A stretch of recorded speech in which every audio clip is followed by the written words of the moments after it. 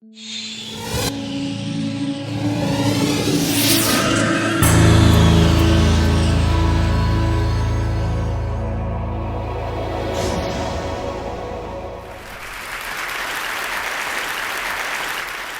always been interested in the relationship of formal structures and human behavior. If you build a wide road out to the outskirts of town, people will move there.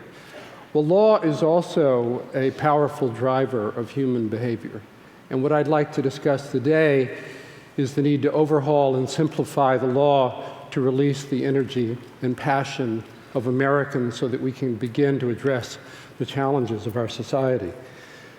You might have noticed that law has grown progressively denser in your lives over the last decade or two. If you run a business, it's hard to do much of anything without calling your general counsel. Indeed, there's this phenomenon now where the general counsels are becoming the CEOs. It's a little bit like the invasion of the body snatchers. You need a lawyer to run the company because there's so much law. But it's not just business that's affected by this. It's actually pressed down into the daily activities of ordinary people. A couple of years ago, I was hiking near Cody, Wyoming. It was in a grizzly bear preserve, although no one told me that before we went. And our guide was a local science teacher. She was wholly unconcerned about the bears, but she was terrified of lawyers. The story started pouring out. She'd just been involved in an episode where a parent had threatened to sue the school because she lowered the grade of the student by 10% because he turned the paper in late. The principal didn't want to stand up to the parent because he didn't want to get dragged into some legal proceeding. So she had to go to meeting after meeting, same arguments made over and over again. After 30 days of sleepless nights, she finally capitulated and raised the grade. She said, life's too short. I just can't keep going with this. About the same time, she was going to take two students to a leadership conference in Laramie, which is a couple of hours away, and she was going to drive them in her car. But the school said, no, you can't drive them in the car for liability reasons. You have to go in a school bus. So they provided a bus that held 60 people and drove them, the three of them, back and forth several hours to Laramie. Her husband was also a science teacher, and he takes his biology class on a hike in the nearby national park. But he was told he couldn't go on the hike this year because one of the students in the class was disabled, so the other 25 students didn't get to go on the hike either. At the end of this day, I could have filled a book just with stories about law from this one teacher. Now, we've been taught to believe that law is the foundation of freedom, but somehow or another in the last couple of decades, the land of the free has become a legal minefield. It's really changed our lives in ways that are sort of imperceptible, and yet when you pull back, you see it all the time. It's changed the way we talk. I was talking to a pediatrician friend in North Carolina. He said, well, you know, I don't deal with patients the same way anymore. You wouldn't want to say something off the cuff that might be used against you. This is a doctor whose life is caring for people. My own law firm has a list of questions that I'm not allowed to ask when interviewing candidates, such as the sinister question, bulging with hidden motives and innuendo, where are you from? Now, for 20 years, tort reformers have been sounding the alarm that lawsuits are out of control, and we read, you know, every once in a while about these crazy lawsuits, like the guy in the District of Columbia who sued his dry cleaners for $54 million because they lost his pair of pants. The case went on for 2 years. I think he's still appealing the case. But the reality is these crazy cases are relatively rare. They don't usually win. And the total of direct tort costs in this country is about 2%. Which is twice as much as in other countries, but as taxes go, hardly crippling. But the direct costs are really only the tip of the iceberg. What's happened here, again, almost without our knowing, is our culture has changed. People no longer feel free to act on their best judgment. So what do we do about it? We certainly don't want to give up the rights when people do something wrong to seek redress in the courts. We need regulation to make sure people don't pollute and such. We lack even a vocabulary to deal with this problem. And that's because we have the wrong frame of reference. We've been trained to think that the way to look at every dispute, every issue, is a matter of kind of individual rights. And so we peer through a legal microscope. and look at everything. Is it possible that there were extenuating circumstances that explain why Johnny turned his paper in late in Cody, Wyoming? Is it possible that the doctor might have done something differently when the sick person gets sicker? And of course, the hindsight bias is perfect. There's always a different scenario that you can sketch out where it's possible that something could have been done differently. And yet we've been trained to squint into this legal microscope, hoping that we can judge any dispute against the standard of a perfect society where everyone will agree what's fair and where accidents will be extinct. Risk will be no more. Of course, this is utopia. It's a formula for paralysis, not freedom. It's not the basis of the rule of law. It's not the basis of a free society. So now I have the first of 4 propositions I'm going to leave with you about how you simplify the law. You've got to judge law mainly by its effect on the broader society, not individual disputes. Absolutely vital.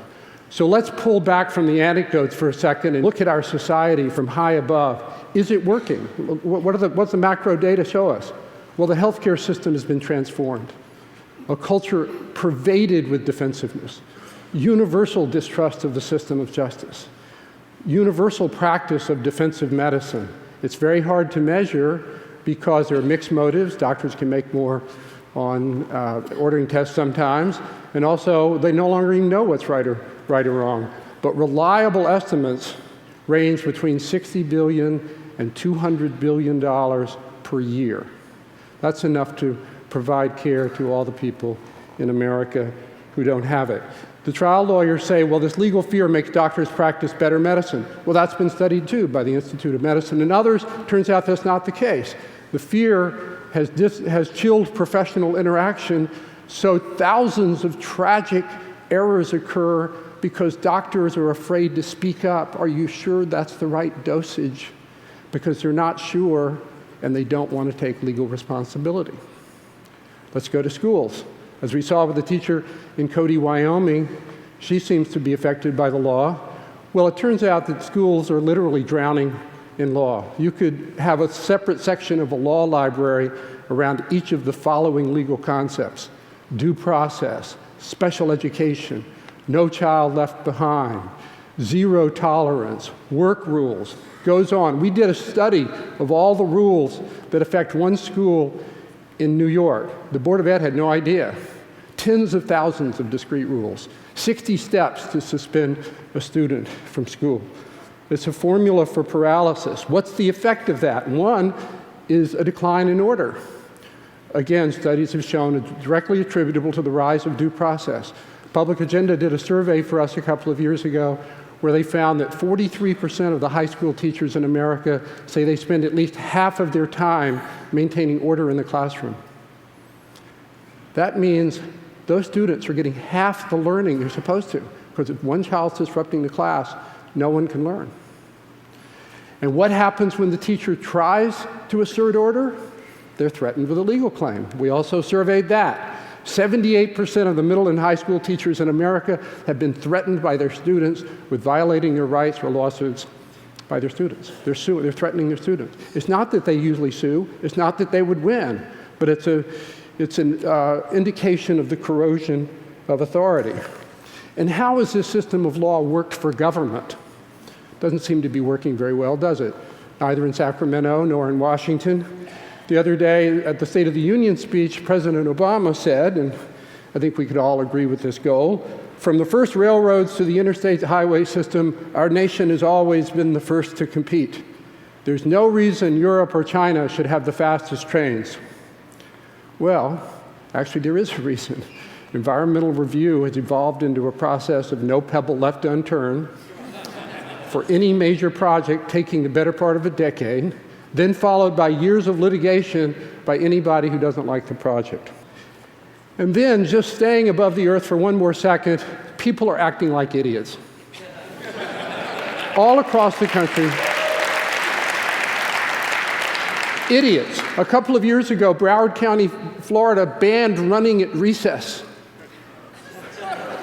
That means all the boys are going to be ADD. I mean, it's just absolutely a formula for failure. My favorite, though, are all the warning labels. Caution, contents are hot, on billions of coffee cups. Archaeologists will dig us up in 1,000 years, and they won't know about defensive medicine and stuff, but they'll see all these labels. The contents are extremely hot. They'll think it was some kind of aphrodisiac. That's the only explanation. Because why would you have to tell people that something was actually hot? My favorite warning was one on a 5-inch fishing lure. I grew up in the South and whiled away the summers fishing. 5-inch fishing lure, it's a big fishing lure, with a 3-pronged hook in the back. And outside it said, harmful if swallowed.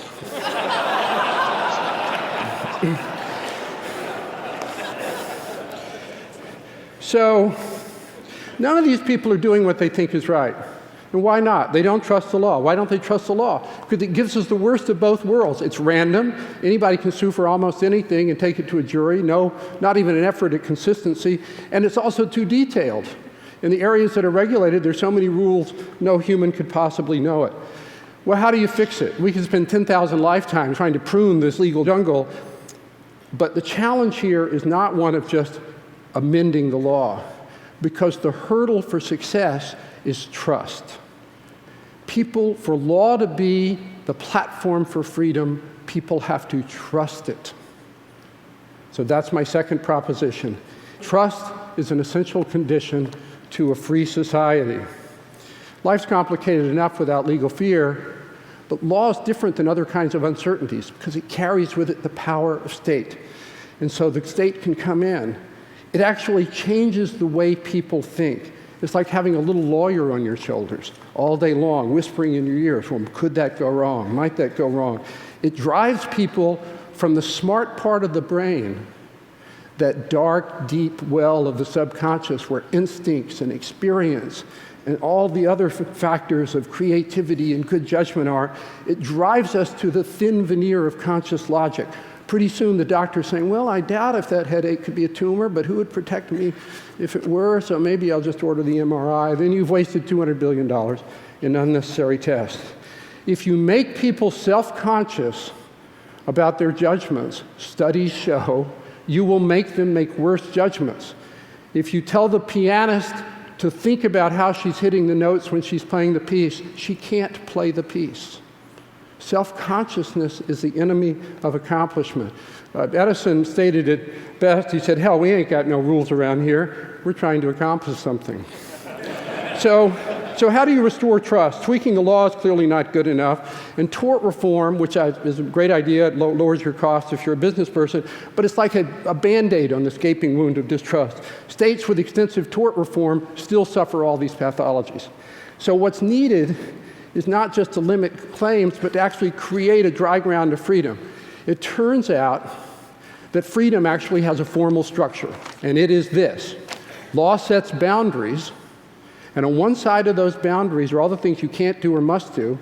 You can't steal, you've got to pay your taxes, but those same boundaries are supposed to define and protect a dry ground of freedom.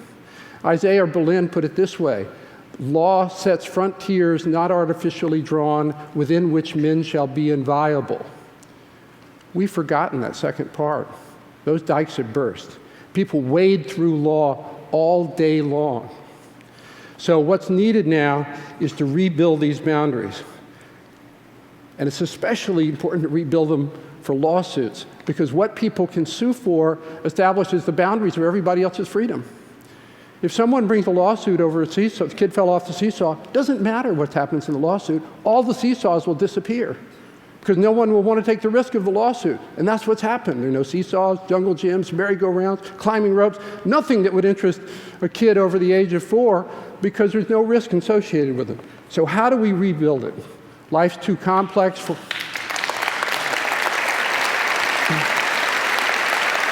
Life's too complex for a software program. All these choices involve value judgments and social norms, not objective facts. And so here's the fourth proposition. This is what we have, the philosophy we have to change to. And there are two essential elements of it. We have to simplify the law. We have to migrate from all this complexity towards general principles and goals. The Constitution is only 16 pages long, worked pretty well for 200 years. Law has to be simple enough so that people can internalize it in their daily choices. If they can't internalize it, they won't trust it. And how do you make it simple? Because life is complex. And here is the hardest and biggest change. We have to restore the authority to judges and officials to interpret and apply the law. We have to rehumanize the law. To make law simple so that you feel free, the people in charge have to be free to use their judgment to interpret and apply the law in accord with reasonable social norms. As you're going down and walking down the sidewalk during the day, you have to think that if there's a dispute, there's somebody in society who sees it as their job to affirmatively protect you if you're acting reasonably. That person doesn't exist today. This is the hardest hurdle. It's actually not very hard. 98% of cases is a piece of cake. Maybe you've got a claim in small claims court for your lost pair of pants for $100, but not in a court of general jurisdiction for millions of dollars. Case dismissed without prejudice to refiling in small claims court. Takes 5 minutes. That's it. Not that hard. But it's a hard hurdle because we got into this legal quicksand because we woke up in the 1960s to all these really bad values. Racism, gender discrimination, pollution, they were bad values. And we wanted to create a legal system where no one could have bad values anymore.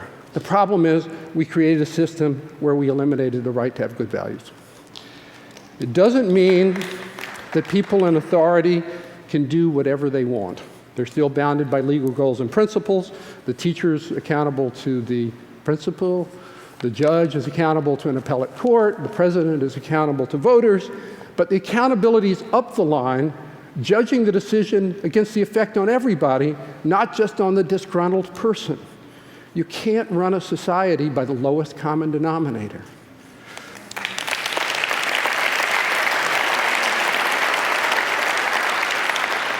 So what's needed is a basic shift in philosophy. We can pull the plug on a lot of this stuff if we shift our philosophy. We've been taught that authority is the enemy of freedom. It's not true. Authority, in fact, is essential to freedom.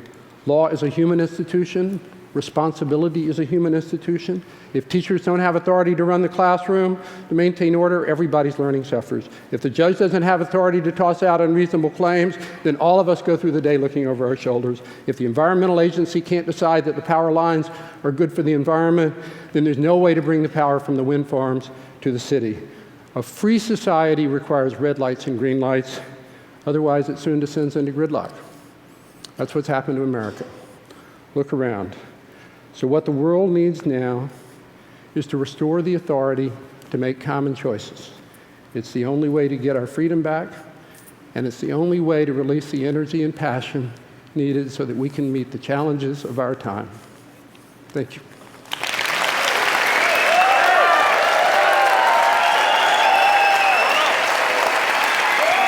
Yeah.